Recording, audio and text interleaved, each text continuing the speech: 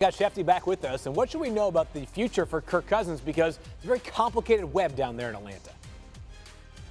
Yeah, the Falcons have been adamant that they're open to keeping him as the backup quarterback and paying him $40 million. But how many times in this league, to Tim's point, when we follow the money, do we hear about a quarterback making $40 million as the number two? It doesn't make a lot of sense. Now, again, if they move on from him, the post-June 1 designation would spread the dead cap money over 2 years. It would be $40 million this year, $25 million next year. And the Falcons have said that they don't know about trading him. They're going to need Kirk Cousins' cooperation to get a trade, and I would think that that's going to be hard to get, which sets up the real possibility that they wind up releasing him, even though the organization hasn't gotten to that point yet and hasn't said that it's willing to move on from him. But this is a situation that looks an awful lot like what Denver and Russell Wilson went through last offseason before Denver decided ultimately to move on from him when it said it wouldn't necessarily do that. They released him. He wound up signing a one-year deal at a low salary in Pittsburgh, and that's how I think people across the league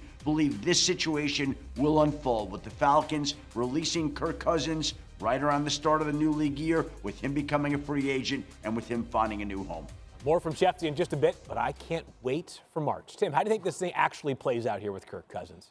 I think that's probably, Adam's inclination to think that it probably ends with them cutting him, being able to spread the money out a little bit, and then just moving on. Clean slate, move on. Michael Penix Jr. is the guy. I think that's the most likely thing from the team's perspective in Atlanta.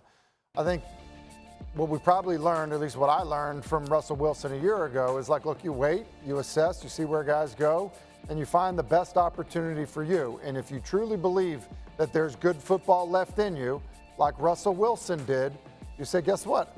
I will sign basically a veteran minimum deal when it really doesn't matter. I'm going to make whatever he was going to make, $45 million anyway. And like, I'm going to go and I'm going to prove it. Like, I care that much about continuing to play. And Kirk may feel that way. Yeah. And listen, and he may do exactly what Russell Wilson did.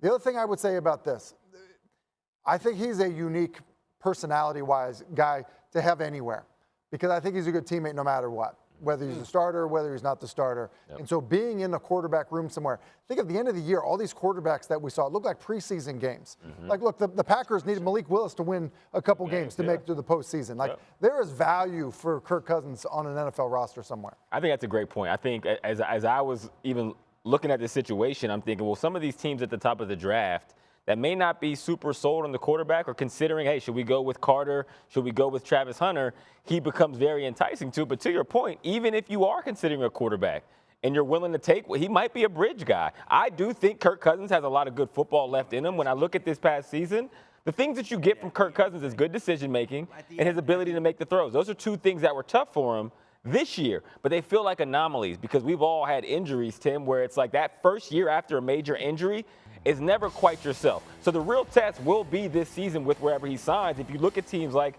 Tennessee or you look at teams like the Cleveland Browns in their quarterback situation, this does make sense to take a chance. We've got Schefter here for more on the situation. What else you got, Schefter?